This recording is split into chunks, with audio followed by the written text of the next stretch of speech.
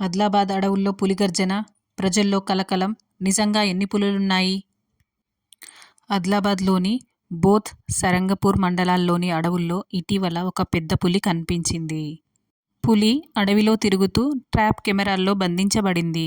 సుమారు 2 ఏళ్ల పులి అని అంచనా. ఈ పులి ఒక పస్మవరంను వేటాడి చంపింది. దీంతో సమీప గ్రామాల్లో భయాందోళనలు మొదలయ్యాయి. కొంతమంది గ్రామస్తులు రాత్రి పొలాల్లో మేకలు, దూడల్ని కాపాడుకోవడానికి పక్కనే పడుకుంటారు. పులి తిరుగుతున్న సమాచారం వల్ల ఎవరూ ఒంటరిగా అడవిలోకి వెళ్లలేకపోతున్నారు.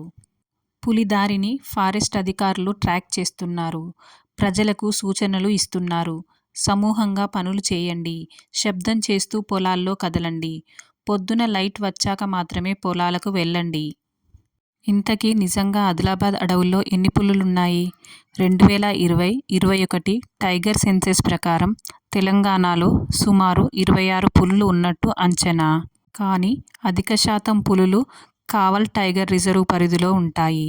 ఇప్పుడు కనిపించిన ఈ పులి పొరుగు రాష్ట్రాల నుంచి తాత్కాలికంగా వచ్చినటువంటి ట్రాన్సియెంట్ టైగర్ కావచ్చని అధికారులు అనుమానిస్తున్నారు. ఇది పూర్తిగా ఎక్కడ్నుంచి వచ్చిందో తెలుసుకోవడానికి ఇంకా పర్యవేక్షణ జరుగుతోంది. కావల్ టైగర్ రిజర్వ్ తెలంగాణ రాష్ట్రంలో ఉన్న ఏకైక టైగర్ రిజర్వ్. ఇది నిజామాబాద్, నిర్మల్, మంచిర్యాల, ఆదిలాబాద్ జిల్లాల కొంత భాగాన్ని కవర్ చేస్తుంది. ఇక్కడే పులులు ఎక్కువగా నివసిస్తుంటాయి. కానీ కొన్ని పులులు రిజర్వ్ నుండి బయటకు వచ్చి అప్పుడప్పుడు ఆదిలాబాద్, బోథ్, సరంగపూర్ ప్రాంతాల్లో కనిపిస్తుంటాయి.